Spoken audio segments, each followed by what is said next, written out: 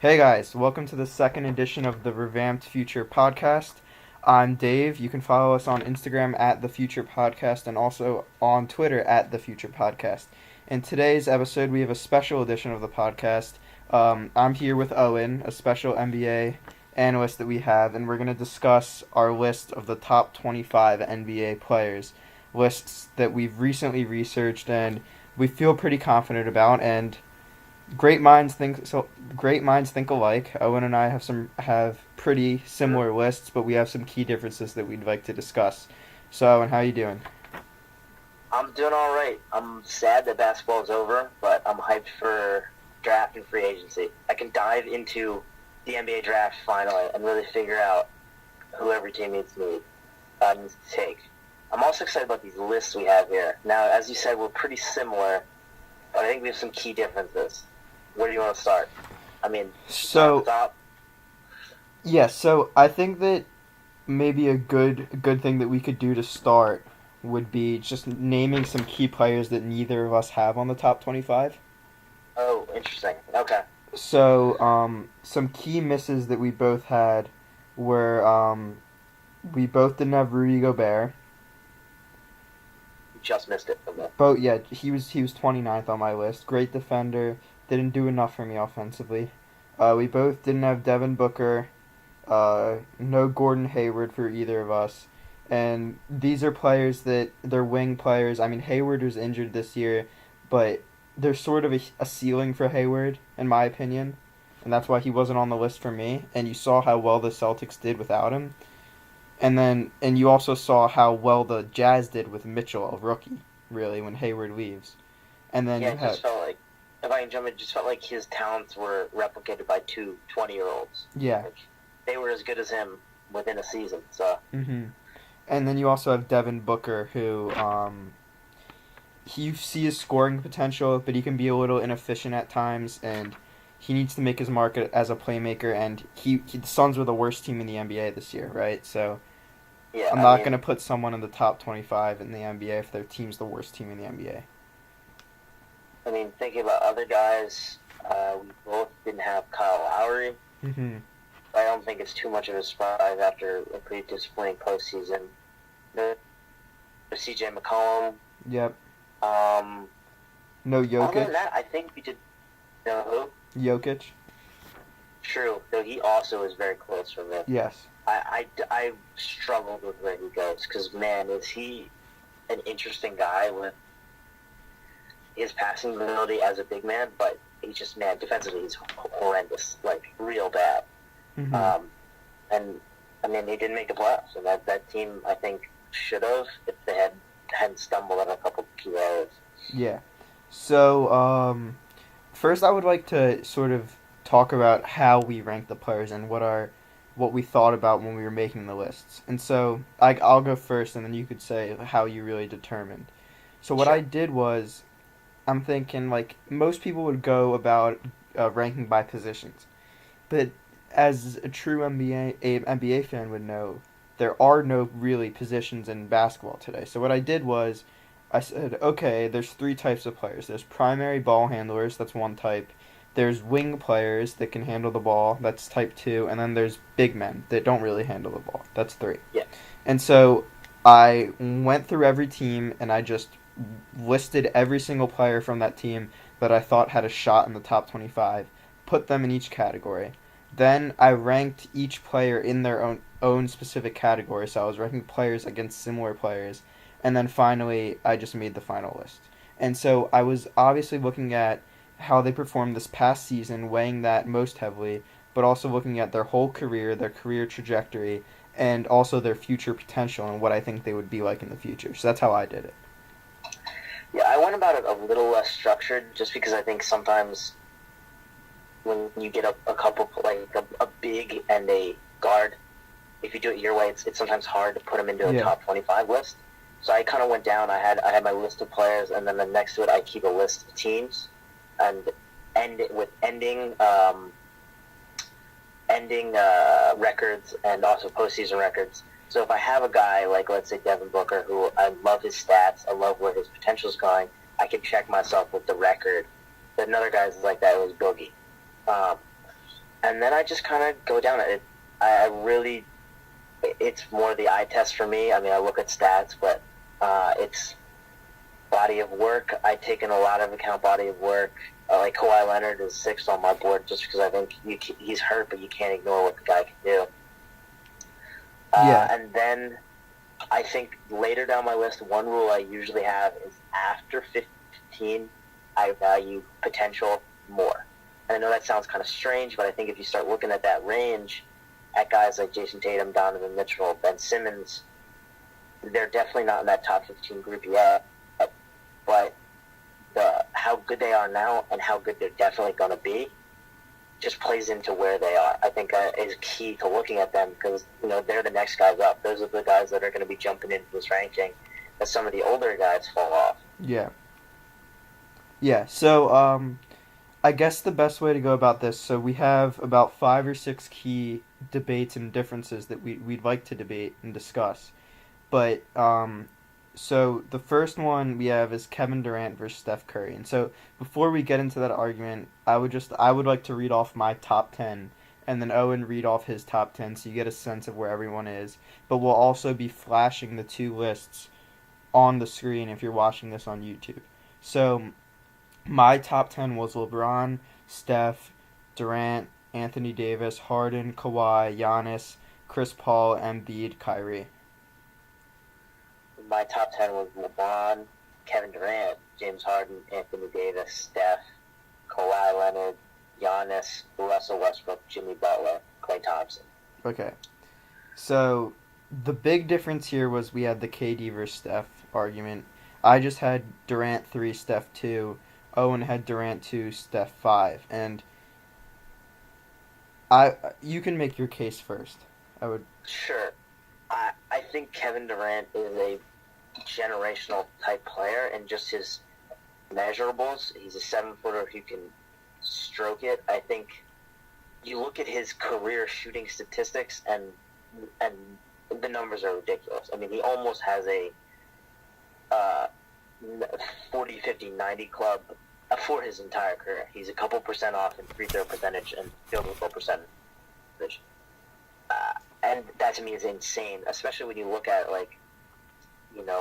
some of the situations he's in and some of his usage rating, which is ridiculous.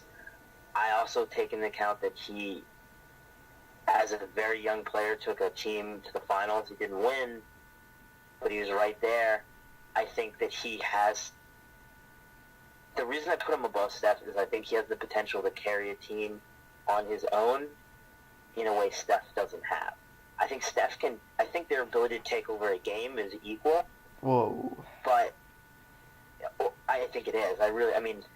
But I think if you, as a player, Kevin Durant is who I'd want if you say you can have one of these players to build your team. And I think that's a big factor in their ranking. I think, and Steph and why I have a little gap is I think looking at last season, especially last season, James Harden was better than Steph. I don't think that can be debated. Even in the playoffs, James Harden was better than Steph until that series. That realistically, they win if Chris Paul is there. I mean, I can't say that for sure, but I mean, the Warriors looked tired and the Rockets were rolling until Chris Paul went out. And so, I mean, and then Anthony Davis, the man almost averaged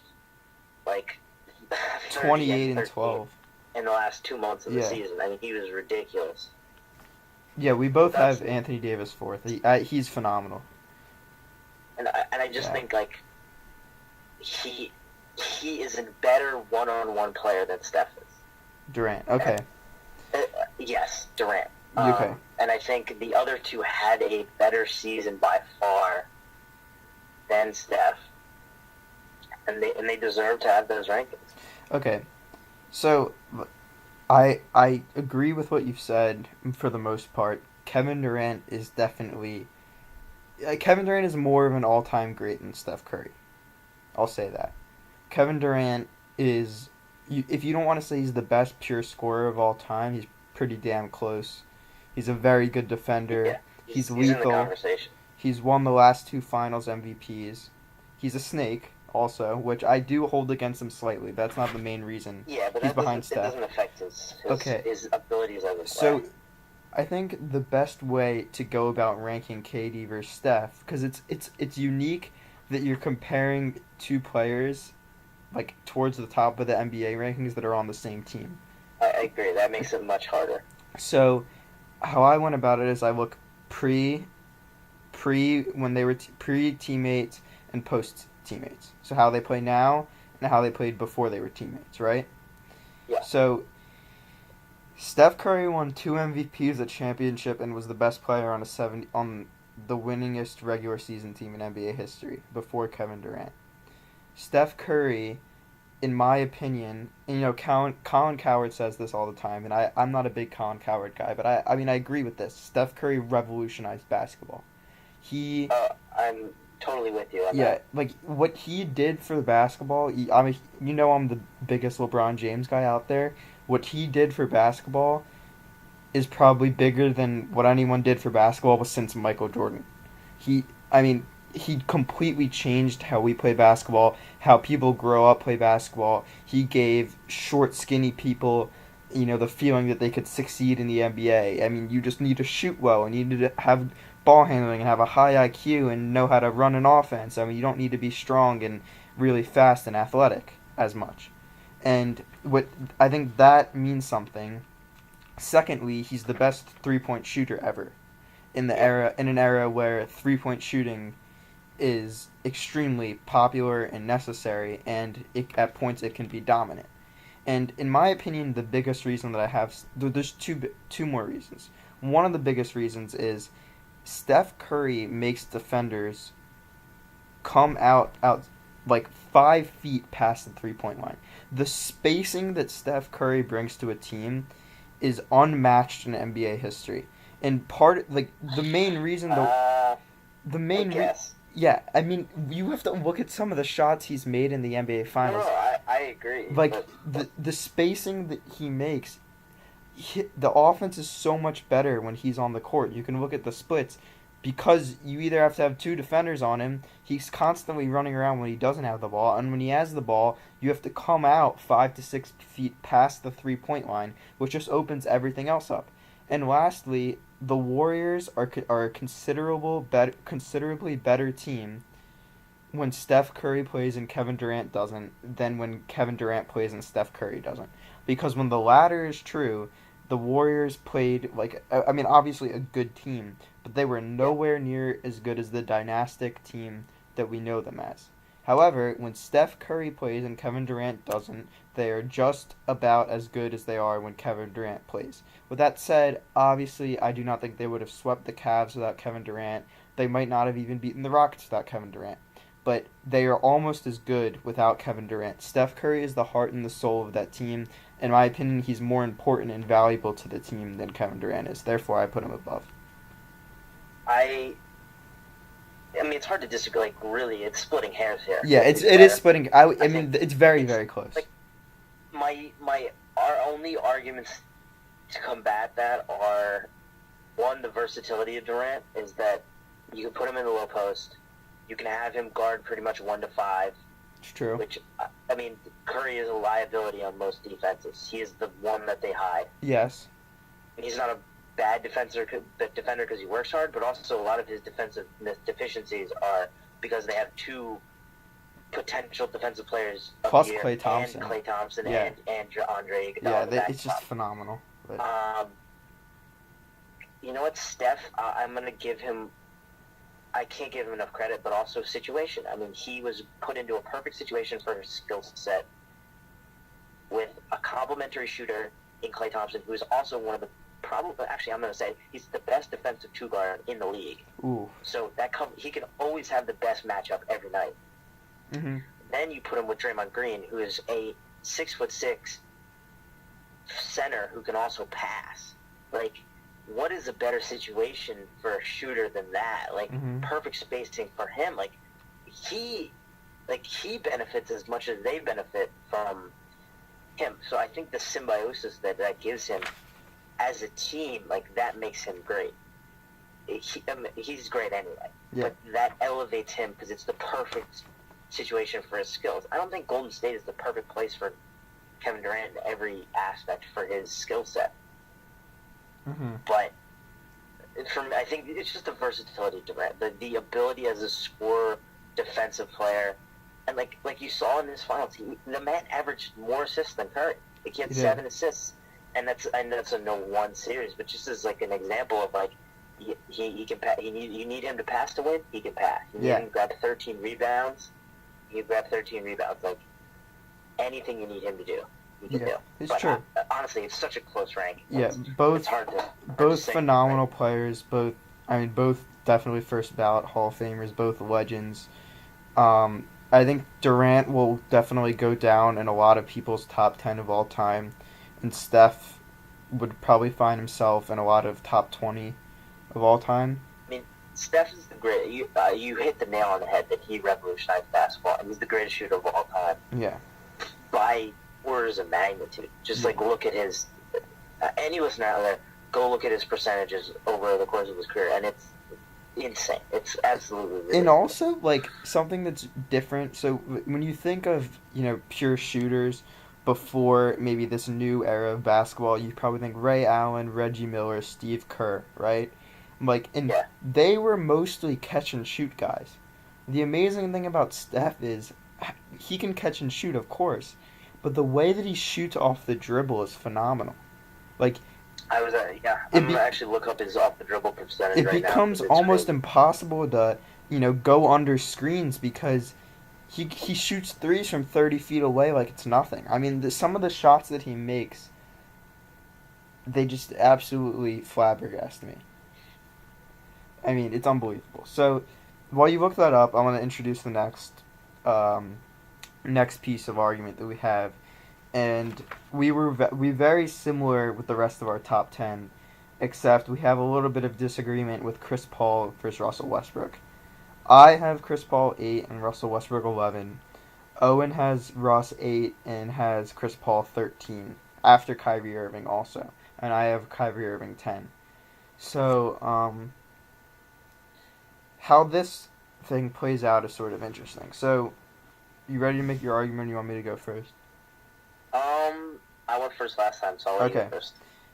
Yeah. So again, I have Paul 8 and Russell 11, and like this is the thing that Owen and I agree with is like stats obviously matter, but it's not like stats are everything. Because basketball is, I would actually argue that basketball is the not the only sport, but the sport that this is true to the greatest extent, where like stats mean very little in basketball because they can Yeah, be swayed so much. there's Like, so many intangibles, and yeah, there's so many ways stats can be bent to make a player exactly. look better or Like, worse than they actually are. if you have the ball or every single possession of the game and you either pass it to someone that shoots it immediately or you shoot the ball every time, like you're gonna average Yeah, a ton of points and assists.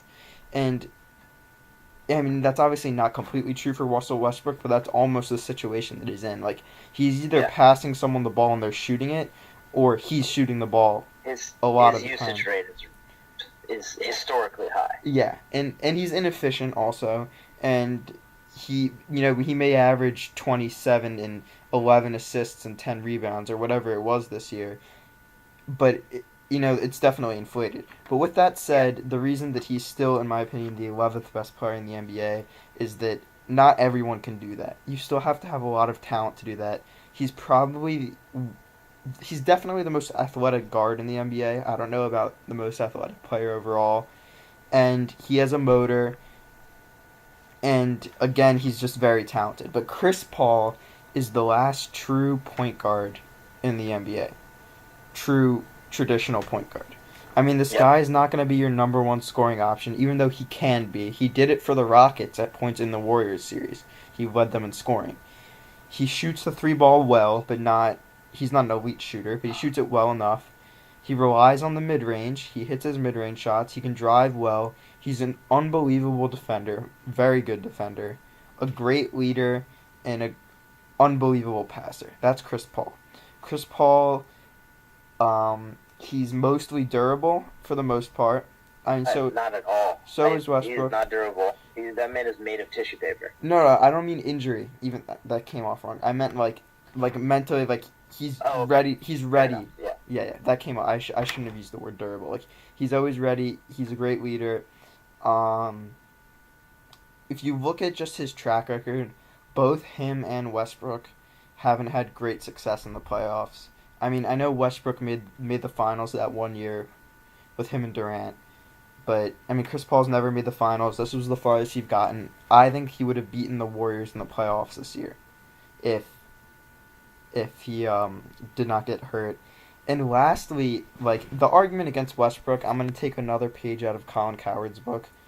Look at players the year that they left Westbrook versus the stats when they were with Westbrook.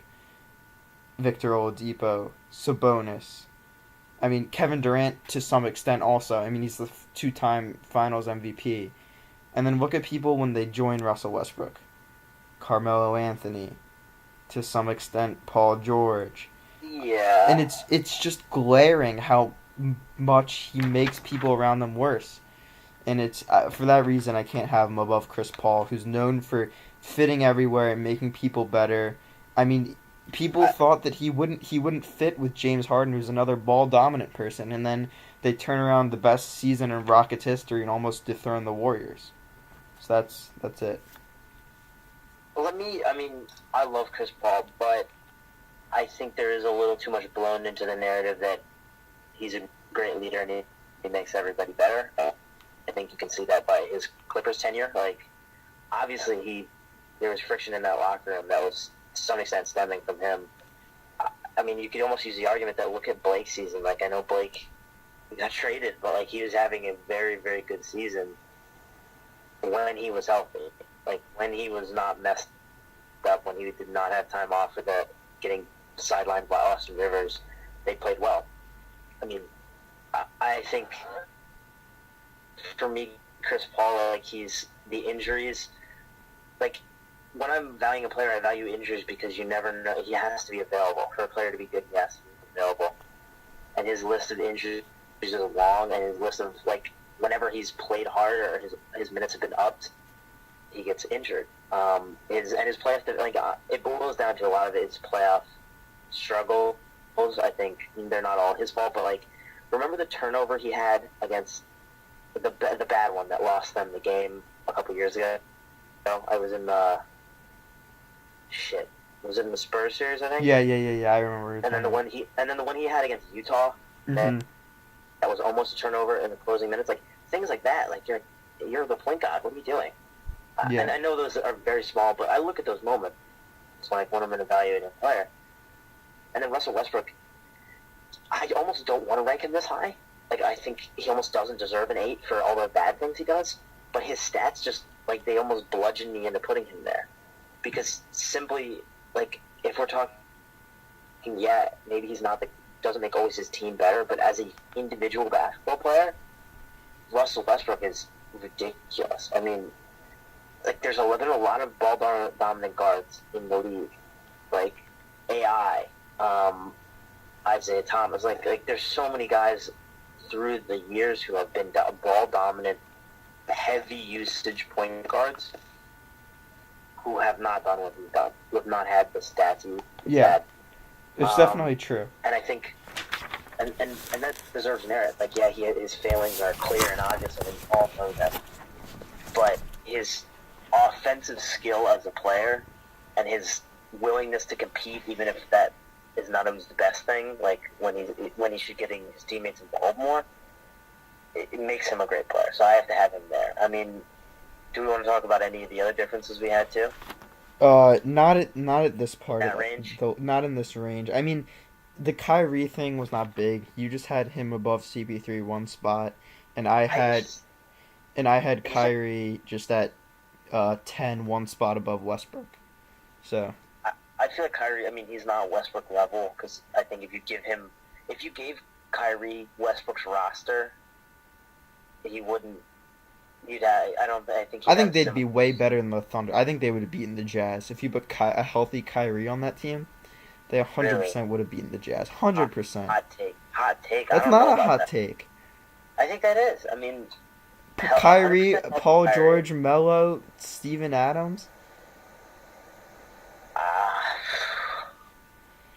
I mean, all right. Oh, and another thing about maybe. against Russell Westbrook, like he might not be the worst 3-point shooter in the league, but he's the worst 3-point shooter in the league that shoots a lot of 3-pointers.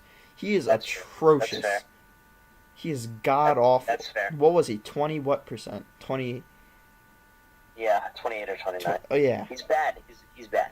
yeah, But very. And he shoots a I lot mean, of threes. he can take over a game. I mean, I know Kyrie can do that, but Westbrook really can take over a game. Yeah, I, I don't know. I mean, I almost as looking at it, I want to move him down, but I'm sticking with it. I think he deserves it for the statistics are, as we said, useless in some ways, but in this case, they're just too overwhelming. I mean, yeah, that's definitely true. he averaged a triple double for 2 seasons in a row. Am I Hmm. getting that right? Like, Yeah, didn't he eke it out at the end of this season? Did he have yes, like he a did. 15 rebound game and get it at the end of the Yeah, season? he loves to pad his stats. It's undeniable. Yeah, but a lot of guys do. And No, like, I know. I'm just saying he does too. he's good enough to like get those rebounds anyway. Hmm. So yeah, we've talked about Westbrook, but like, and we both know like he's. Bill Simmons always says this, and I really agree with him. Like he's the best worst player in the NBA. Almost like he doesn't say it exactly like that, but basically like Westbrook is the best player with the most glaring deficiencies of Yeah, any player in the NBA. yeah, But he's amazing as well as he is terrible. yes. So, okay. So then the next sort of thing that we have, there are four, two or depending how you look at it, two or threes, but I think they're all twos that are Let's say very. wing players, because Yeah, that's they're basically what they are. we have four wing players that are all very good defenders, all elite wing players, all elite defenders, and we actually rank them similarly, but I think it's very interesting to see how you would rank them. And the four players were Victor Oladipo, Klay Thompson, Jimmy Butler, and Paul George. Okay, so how I had them ranked, I went Klay, Jimmy, a drop off of a drop off of a spot, Victor, a drop of a spot, Paul George. I had Paul George last on that list. Yeah, So I had them Clay. No, sorry, Jimmy, Clay, a 4 spot drop off, Victor, Paul. yeah, Um, so we both had Paul George last, which I think is actually sort of interesting because if you were to like name those four players out loud, I actually think that Paul George would get the most buzz as a superstar. oh, Correct definitely. me if I I'm mean, he's wrong. the one with the Gatorade commercials. Like Like he's the one. that's really interesting. Yeah, I mean, I just think his career, especially since his injury, has kind of taken a turn. Yeah, I haven't seen the same Paul George the last 2 years. The Paul George that contended in the East Conference Finals with LeBron is yeah. I not mean, there anymore. Like, he's yeah, still a very good defender. He's still like a good 3-point shooter, but he choked in the playoffs this year. yeah, had a bad There's playoff. again, there's no reason a team with Russell like how even if you want to say Paul George is the leader, like the best player on that team, there's no Yeah. reason a team led by Paul George should lose to a rookie, a Frenchman, and Ricky Rubio. Like that shouldn't happen. Like and that needs And to be Jingling Joe Ingles. yeah, like that needs to be held against him. I feel like. I agree. I totally agree. Especially with how well Victor Oladipo Oh, he played in was the playoffs. phenomenal. And the Pacers were so much better with Oladipo than Paul George. I mean, that's another glaring Agreed. thing. Absolutely agreed. Like Oladipo actually like challenged the Cavs more than the Raptors and maybe even more than the Celtics. Like just single-handedly Victor Oladipo. Like Yeah, honestly, I think if they had made a couple adjustments, they could have won that series. and I it's was just, ready for them to have them win that I mean, series. it took them 7 games. It's crazy to think that a Victor Oladipo led team could have beaten LeBron James in the first round. Like The Oladipo would way I have think about it is like, imagine 2 summers ago, showing someone your rankings. They would have said you're crazy. yeah. And that's I would have had Oladipo way higher if it was just off of this past year, but Yeah, you have to be cautious. He could have had a you're breakout right. year. You're right. He- Can we talk about quickly Jimmy Butler? yeah, yeah, yeah. I want to talk. So So we both had Jimmy and Clay the first two. You just had Jimmy one, Get Clay them two, switched. and Yeah. yeah. So, all right. So I had Clay one, Jimmy two, just because I think they're comparable defenders, right? They're Yeah, they're very close. both elite defenders. Jimmy's was only shot 35% from three this past year, which is a little glaring for me. Clay was 44%, which is just unbelievable. And I mean, Clay's like I get Jimmy Butler was probably the best player on his team, and that's a sort of fair argument. But Clay could just Clay saved the Warriors in the Rocket series in that game six.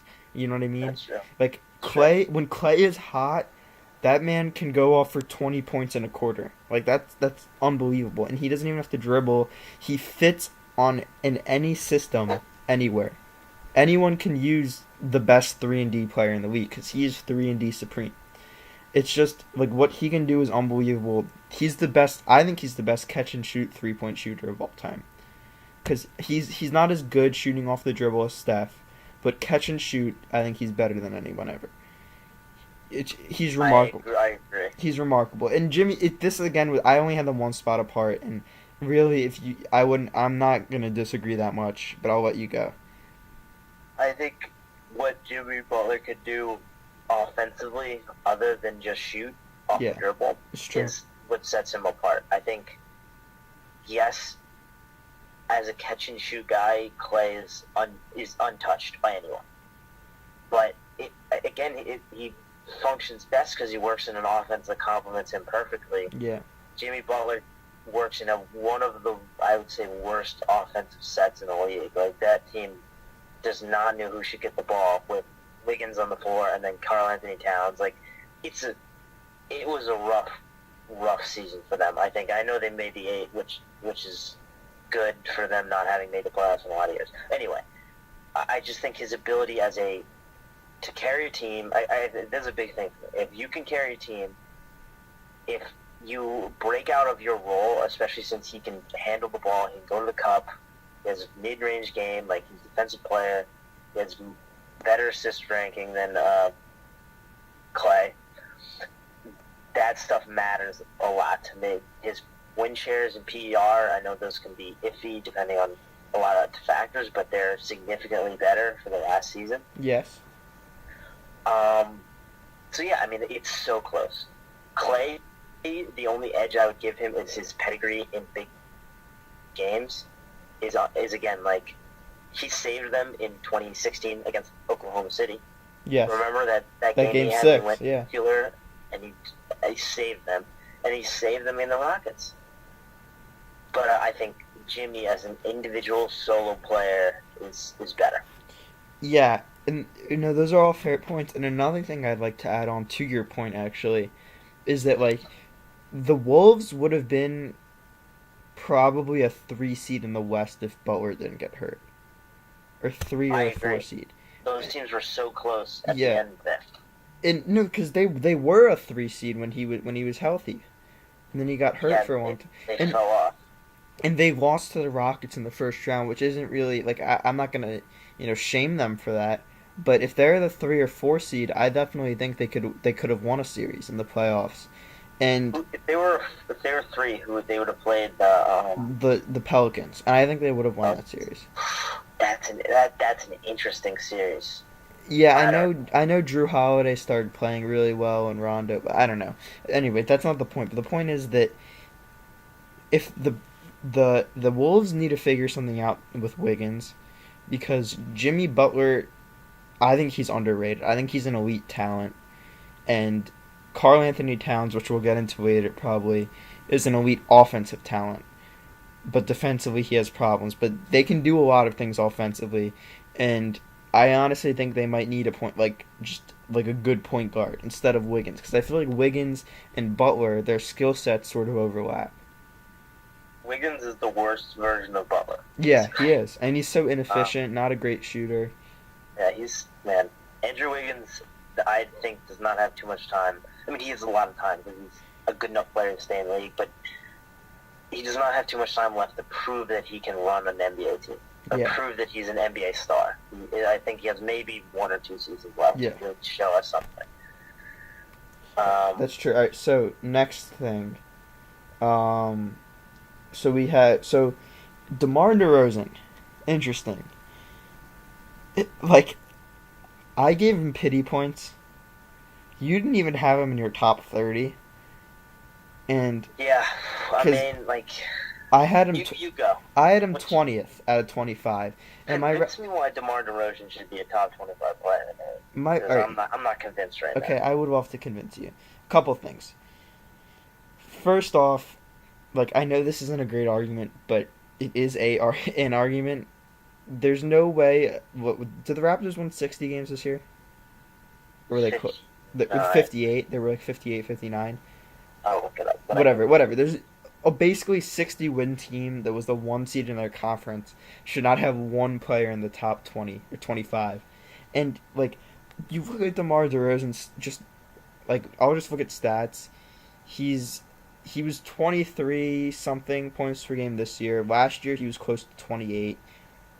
Consistently like a mid to upper 20 point per game scorer. He added a 3-point shot even though it's not great, it's there. A His mid 31% Yeah, I 3-point mean, but shot. he, Yeah. still, he plays decent defense. He's a good scorer, and I mean, there's something to be said if you can be the best player on a team that wins close to 60 games. You have to be in the top 25. Even though I'll admit it was pity points, and I really can't like. I just don't know who below him. I'm not gonna put Jason Tatum above him, but Uh, yeah, I have Jason Tatum one spot below him.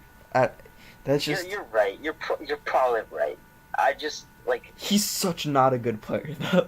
Like, yeah, that's the problem with him. like Is like you have to if you have to convince yourself that a guy belongs in the top 25. I don't know if he does. Like one, he's consistently choked in the playoffs, it's true. and like not even like fake choked, like really choked. I mean, swept 2 years in a row. By an awful Uh, team. Like they played the Cavs are Yeah, I mean, awful. they should have won. I mean, played honestly terribly in both his first round series. Last year, played terribly in the Bucks series. One game he had 7 points with no field goal makes against the Bucks, who had no one to guard him. Then in this series against the Wizards, old Kyle Lowry, who honestly I've never liked, and I know he's a Philly guy, but like looked like the best guard in that series, and that's He did like, outplay DeRozan in the series. and that's not okay. It's like DeRozan is your team. Like, what are you doing? And he doesn't have a 3-point shot.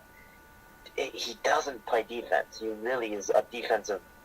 He's like most guards. I mean, he's not.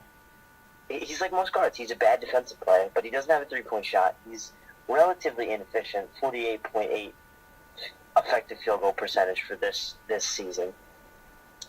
Like, it's just not an a modern NBA player I want. Yeah, I agree that he's sort of inefficient on both ends outdated. of the floor. And but you're right. That's a strong argument that they had a great regular season. But I don't know. I mean, I can't put him in my top 10. I can't do it. I don't think he's. And you know me. We have video evidence. I mean, audio evidence on the pod of me saying I think the Raptors are going to the finals. Yeah, you're We lucky I saw didn't it call you out happen. for that. And I said Cleveland was going to the finals again. You did, and I was all on the Toronto bandwagon, but I think I've just been burned too badly to ever trust them again. I mean, really badly. Yeah. It's just like sad that like how miserable the Raptors franchise is, in my opinion. Like Yeah, I don't think it's miserable. it's so miserable. Because think about it. Think about it. You're playing a regular season doing so well, but then the whole time it's like, okay, once the regular season ends, we're back to being miserable because we're not going to do well in the playoffs.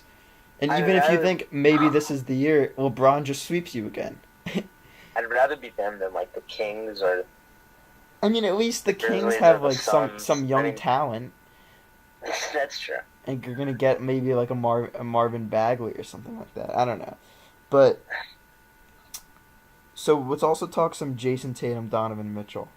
This is interesting. Can I just quick question? Yeah, You really think Jason Tatum and Donovan Mitchell are above Kristaps? yeah.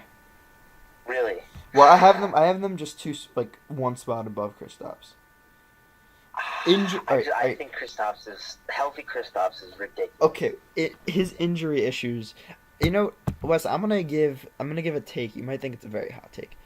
Kristaps' injuries and injury issues are more troubling for me than Joel Embiid's and more worrisome. I disagree. Like his injury history is I don't know.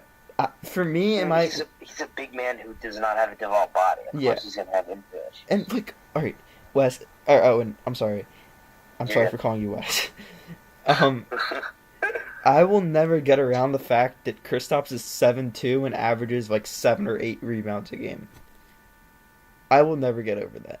He Yeah, gets but what about his pushed. rim protecting numbers? He gets pushed around. I don't care. I don't care, Owen. I mean, Sixers point guard averages more rebounds than this 7'2" supposedly power forward slash center. He just gets bodied around. And Okay, that's fair. But he's also wait no. Let's really dig into this. He plays with Enes Kanter, who yes, is a rebound hog. that's Like, true. That is true. Enes Kanter But even has before Cantor, like the Cantor just came there this season. Even before that, he was never a great rebounder. let's look into this. He's 6.6 this year, 7.1 overall. He's played 3 years in the league. He's one rebounds. Also, like, all right, you might not agree with this, but there's something to be said. Tatum and Mitchell showed out in the playoffs this year.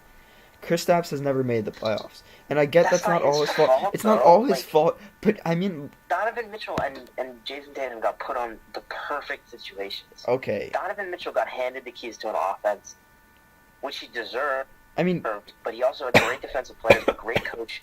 The man plays with Rudy Gobert, who blocks any shot within 20 feet of him. Like, and then Boston, you could not ask for a more stacked roster than no, Boston. that's a Like, fair point. Like Tatum didn't really have to do much, and then in the playoffs, he could just go off. Like during the regular season, people Yeah. forget Tatum averaged 13.9 points per game. Like Tatum was not asked to do a lot during the regular season, and then in the playoffs yeah, he he went was off. just he shot threes, and occasionally in the second quarter they'd let him take off the dribble like 2 times. Yeah, no, but what Tatum showed me, especially in the conference finals, was powerful, very powerful. I agree. I mean, I think so. That's fair. I mean, I think Kristaps is better. I think right now. I don't know if long term, but Kristaps healthy is a scary player. He is, and I will in Kristaps' favor. If you want to say that he's too skinny to play the 5, that's okay because he shoots well enough to play the 4, and he can He should play space the the 4. four. Yeah, It's a mistake to play him at the 5 with It's his too injury weak. history. He's not Yeah. strong enough to play the 5. okay.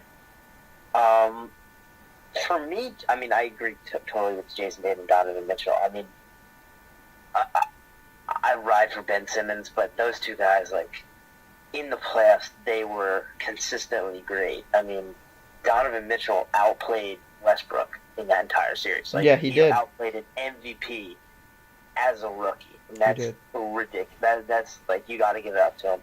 And then Jason Tatum, I mean, he was the best player in that Boston series for at least 2 of those games. Yeah.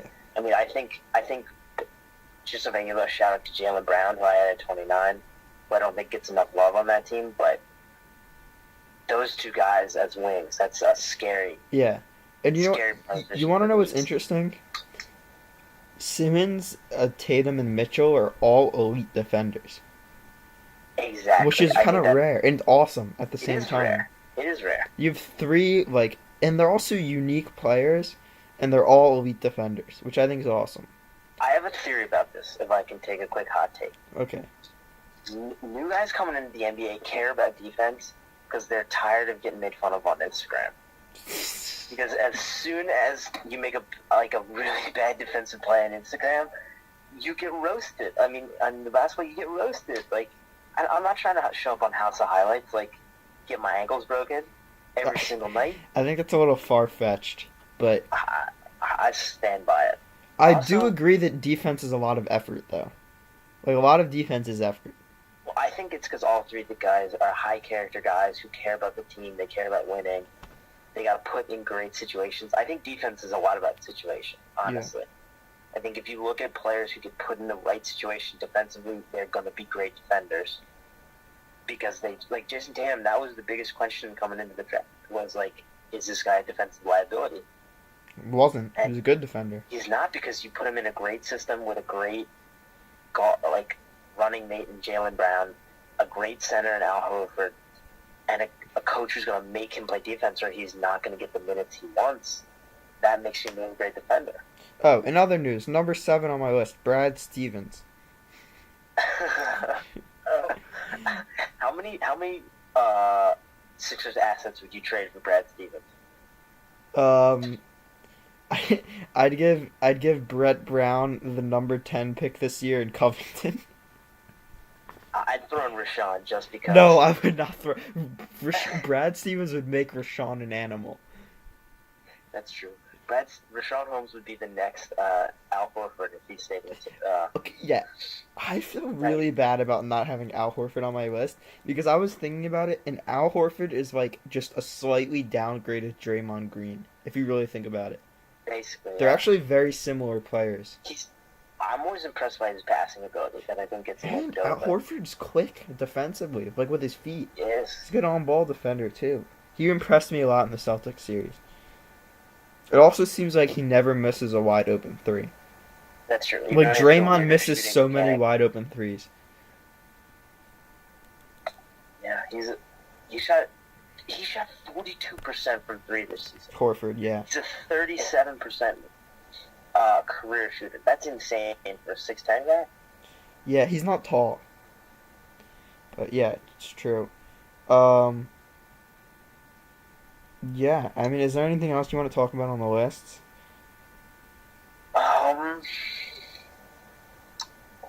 Let me look. I don't know. John Wall Bradley deal. Let's talk about the Okay. Wall. Let's talk about Wall at least. Okay, That we he get is to, not on your list at all. He's not even in your top 30. he's not. Well, I think I was debating him or Kyle Lowry, and I went with Lowry. Even you know, if you want to say John Wall's above Lowry, that's fine. Put John Wall 28. Okay, that's fair to me. I think that's. I mean, I think you got to respect his career a little bit, so it's hard for me to put rookies above him. But to be honest, all three of them had better seasons than he did. And all of them are like, yeah, not only better, like, yeah, if a rookie had a better season than you as a rookie, then just imagine what they'll be in the future. Yeah. Right? Admittedly, like if we're taking the Kyle Lowry thing, like if we put Wall on the Raptors, I think they go. I think they. Well, I don't actually know, but I think they're a much better team. Like I think they're a significantly better team if they have Wall instead of Lowry. Significantly? Yeah, I think he's a healthy John Wall, a totally healthy John Wall. I don't know. I don't think Lowry or DeRozan are true point guards. No, Lowry's don't more think- of a true point guard. I don't. Not really. More so, I mean, definitely more than DeRozan. DeRozan, not at all. I mean, okay, I also have a side comment that like this is something that really frustrates me about the people that do mock drafts and like people that make drafts, and it was with De'Aaron Fox last year also. People need to stop like highly valuing fast point guards that can't shoot. Like that is not a recipe for success in the NBA. Steph Curry is a recipe for success in the NBA. John Wall isn't. Russell Westbrook isn't.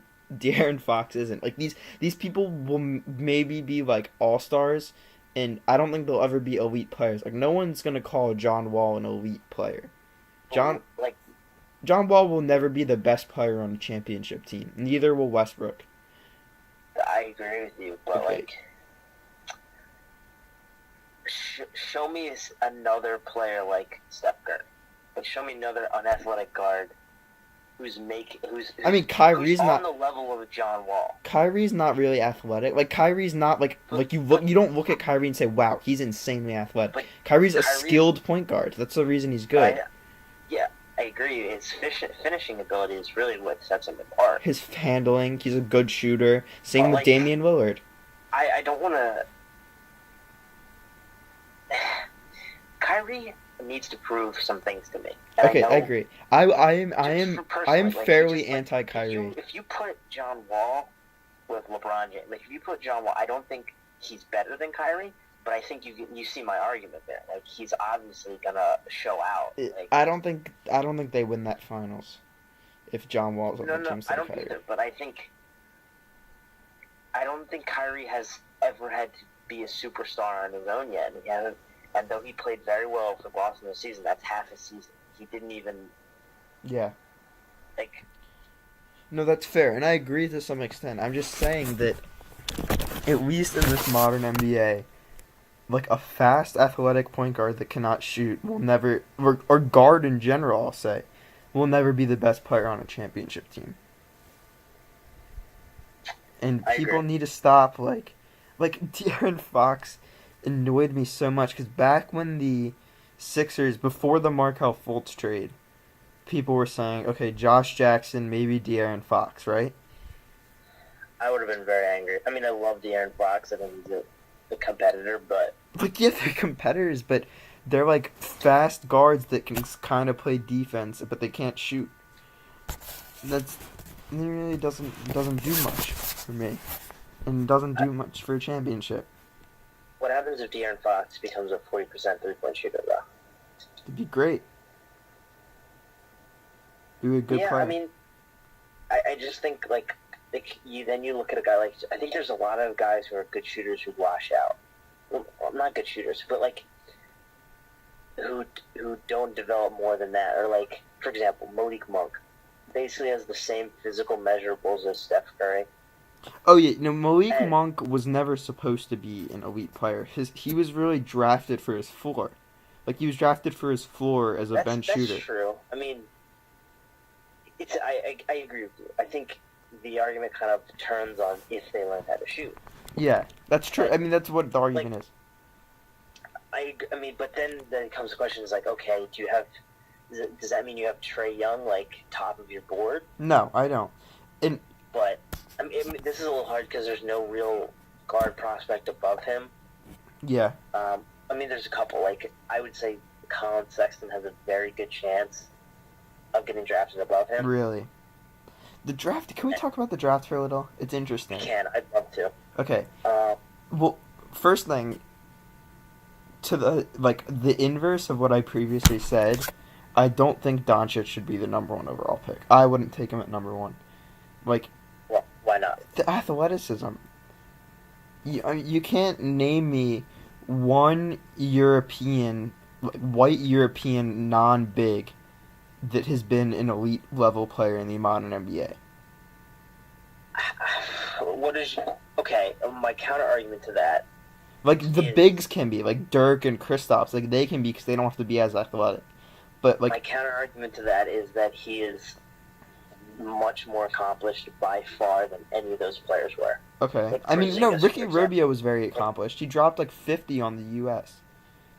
in the whatever it was. I mean, he was. It's a fair point. No, it's a fair point. He's more accomplished than that. But like Luka, like he was the best player in the second best league in the world. Yes. And I agree with you. Actually, my only thing about Luka is his athleticism. That's I don't know how it translates.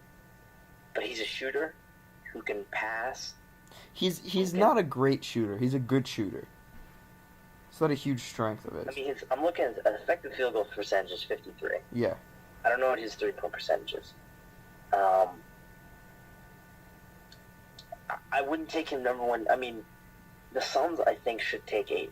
Yeah, it's a Shaq and Kobe thing.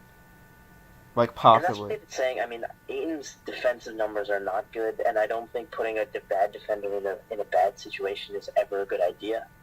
But they need the highest upside, and Ayton has the best body. He is the highest ceiling of any player in this draft is DeAndre Ayton. I think I think is that's evident, fair. and his floor is not his floor as is Boogie. His floor is not Boogie His Cousins, floor is like a but Carl he's Anthony similar, Towns almost. almost. A I little mean, worse, but yeah. basically he's in an amazing offensive talent with defensive questions.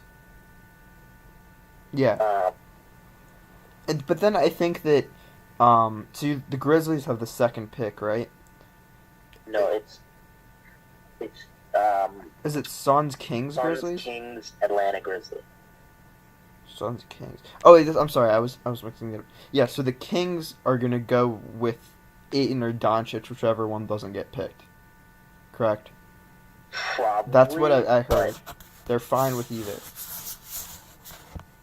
I would say it's better for them to get Doncic. I think he would work really well with them. Well, yeah, they already have a couple bigs, and you have Yeah, and I think in the modern NBA, if you have like we've seen Golden State, like they don't have an elite big man. yeah. I mean, obviously they have so many other players who can fill in that role, but still, like if you have or let's take the Rockets. The Rockets are a better example. Like they have Clint Capella, who's very, very, very good, but he's But he's not like a limited. traditionally elite player. He's limited. Exactly. I think if you have a limited He but fills his role very big well. man, exactly, you're in good shape. Um, Atlanta. I think I Bagley think fits Atlanta well will there, take Marvin Bagley. I think that's probably most likely. but Bagley is in a very weird situation though because of his fit. See, I don't think he's big enough or physical enough to play the five, but I don't know if he shoots well enough to play a stretch four. Like he shot okay for, He's he was okay from three, but the highlights of his offense were in the post. Like his post moves were really good and his rebounding was really good. But I don't know if he can do that at the NBA level.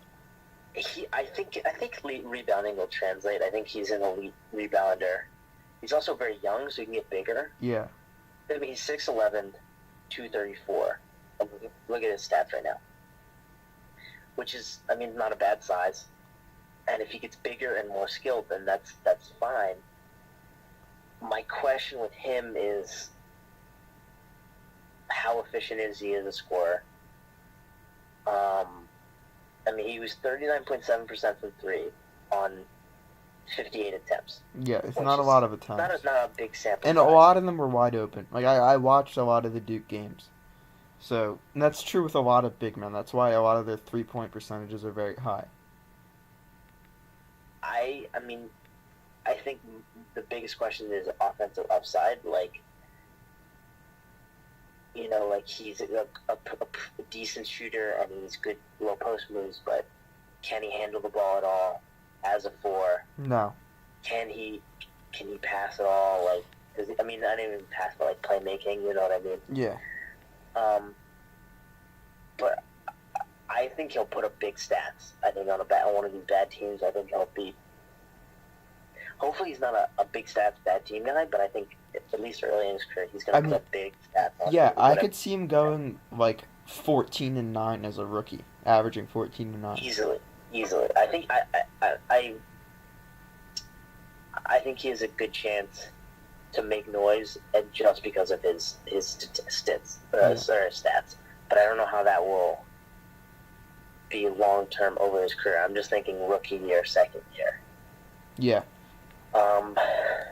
Some other. I mean, we don't have to go through everyone, but for the Sixers at 10, like, I don't know who if I don't get Bridges or Sexton there, I kind of just want to back up big. And like I'm not that high on Lonnie Walker. So the next best big after at about 10, if Carter's gone. I'm assuming he'd be gone. Yeah, I mean, I actually, there's a lot of people are very high on Wendell Carter, and he's risen a lot. Yeah, I'm high on him too. I think he'd be a steal at 10. So, McCall Bridges is like the safe pick. Like, I'd die for McCall McCall Bridges Bridges. between Lonnie Walker and McCall Bridges. Well, I'd die for Bridges. Will be there. Bridges will not. A lot of mock drafts have Bridges 7 or 8. Like he's rising a But lot too. somebody's gonna slip from that top group, and I think he'll be there at 10. Or Porter could slip, and I definitely draft Porter for the upside. That I agree. You have to make that pick upside. Because Porter's upside is, you could say he has a top 3 upside in the draft. And he was the number 1 recruit. There was a reason he was the number 1 It's from recruit. like where he is to where he could be. Yeah, You know what I like? So he could be he has massive steal potential yeah, for lower teams. Um, so, but the thing with our probably 2 most likely are Bridges or Walker.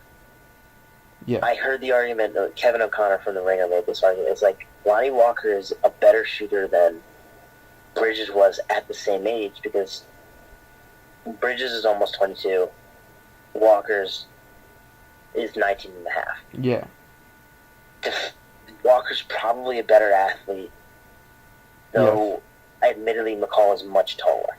And Bridges is a better 6'7". defender. Bridges is a better defender, but he's also older. Yeah, but like, So I actually I'm just don't. not sure. I'm really kind of torn between the two. Okay, we have to finish up soon, but I want to make this one quick point. Sixers are in a weird position as a lottery team because we're not a lottery team and we're competing for a championship next year, and we could have the greatest player of all time come to it. Due to that, having a 22-year-old, a more experienced player he won 2 championships at Villanova, right? He won both. Yes, he did. That is actually beneficial. Well, usually like lottery teams wouldn't want to draft the guy that's 22. I actually think that's good. A guy that has like, I get NCAA tournament, exposure isn't the same as NBA, but like I think that's actually good for the Sixers having a guy that has some exposure.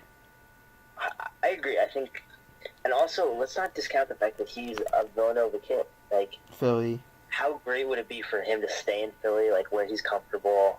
Like, what would be a better situation for him to succeed than staying in the city that loves him and already adores him? And he doesn't have to do, and he won't have to do a lot. He'd probably come off the bench.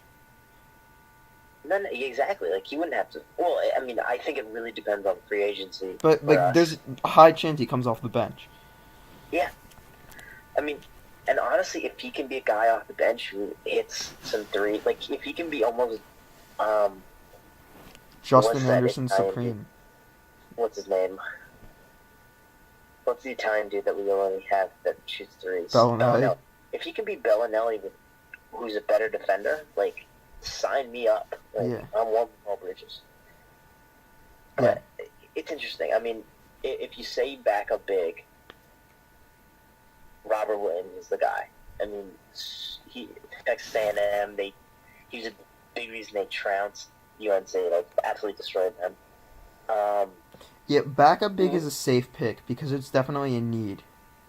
I mean, he's like, if you're looking for like Jordan Bell, Draymond Green, Clint Capella, like modern, maybe not Draymond Green, but Jordan Bell, Clint Capella, kind of modern NBA center. Mm-hmm. He's your guy. Yeah.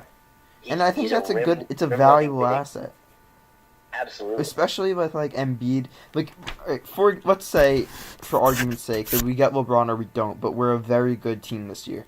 In that case, regular season games might not matter as much because we're definitely going to be in the playoffs. We're probably going to be the 1 or 2 seed, right? In that case, Embiid might start only playing 30 minutes a game, 25 minutes a game, right? Embiid might take games off. Think about this.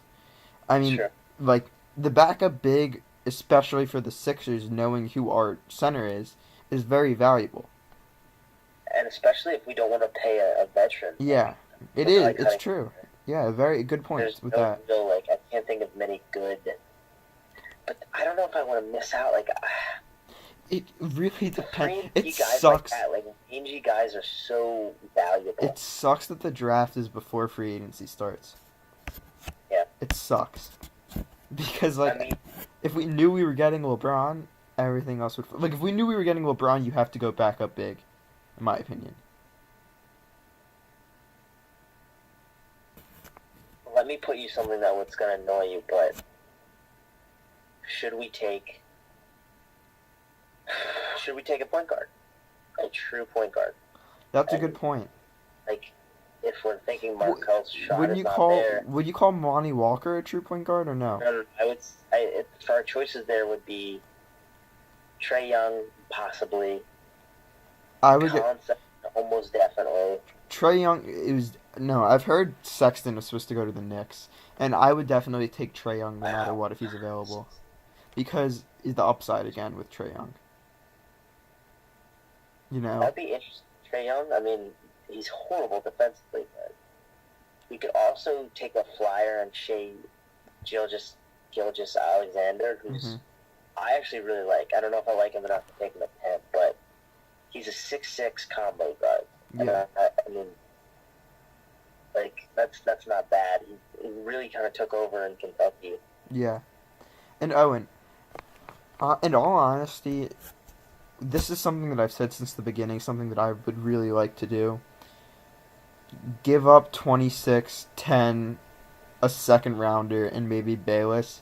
Move from 10 to 8. Get Porter, if that's what has to happen.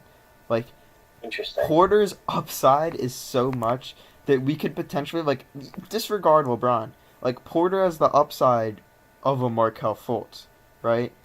And then even if you Yeah. think that one or two of Porter or Fultz conveys to be like an all-star, you have three young and controllable all-stars. Like, he is on me, and he also fits really well. Like, he's a 3 or a 4 that can take you off the dribble. He can shoot. He can be physical. Like, he's almost a Jason Tatum, a little bit bigger than Jason Tatum. The only thing with him is he's another guy with injury trouble. Yeah, So that's he's true. actually the perfect Sixer. Yeah, High upside with injury trouble. yeah. So, I don't and I know. don't know if he'll be at 8. But just give me your lineup for him. What do, Like, what do you mean? what's our starting 5 if we take Porter? Are we saying, like, And we don't have LeBron. We don't have LeBron. do we re-sign JJ or Paul George? Did we say we got JJ? We say JJ, but no Paul George. He goes to the Lakers with LeBron. Okay. What I would do is I would go Simmons, Embiid, obviously. Simmons, Embiid, Dario, obviously. Fuck. Like, you at that point you have. I would go Simmons, Fultz, Covington, Sarge, Embiid, and bring in Redick and Porter off the bench. That's a defensively bad second unit, but I kind of like it. Well, That's a lot of scoring in the second unit. yeah, you need scoring, and also like Fultz needs to be starting because we need somebody that can guard a point guard, and Fultz is a good defender to guard Yeah. point guard. Like I don't want JJ Redick having to guard the point guard every single time. Or Covington, That's 6'10" Robert Covington have to guard a 6'2" point guard. Like, that's what it would have to happen. And I think that Fultz actually does that perfectly. So you start Fultz. Hopefully, he's able to start when the season comes. And then you have Porter and Redick off the bench, give some scoring. And then maybe, I mean, TJ's a good defender. Earson's, I mean, you re-sign Earson. Earson's a good defender. You know, Justin Anderson's a good defender. So, I don't know. It's gonna be interesting. I think we're probably gonna end up with McCall Bridges. I would I think love we're gonna that. take the safe pick. And another thing with this, I know we haven't talked about it officially, but since our general manager is Brett Brown, I would be hesitant to make any big moves in trades, just because he's inexperienced. I don't know if I want our GM / president of 2 weeks, who's not really a GM, making those kind of big time trades that can go badly. I mean, we've seen them go badly. We've seen teams get fleeced. Yeah. You know what I mean? Like, let's just make a safe pick here. Yeah. No, I feel that. So we got to wrap this up. It was a nice podcast. No Gremlin Wes. None of that. By the way, Wes was very, very unhappy with our list. We might have to do a follow-up pod with just Wes's reactions to our list. He loves DeMarcus Something like Cousins. He does. The man loves he's gonna have to DeMarcus make his Cousins. argument for DeMarcus Cousins. All right. So thank you guys for listening. I doubt you listened to the whole thing, but if you did, thank you. We'll see you next time around. We'll talk some Sixers later. Bye.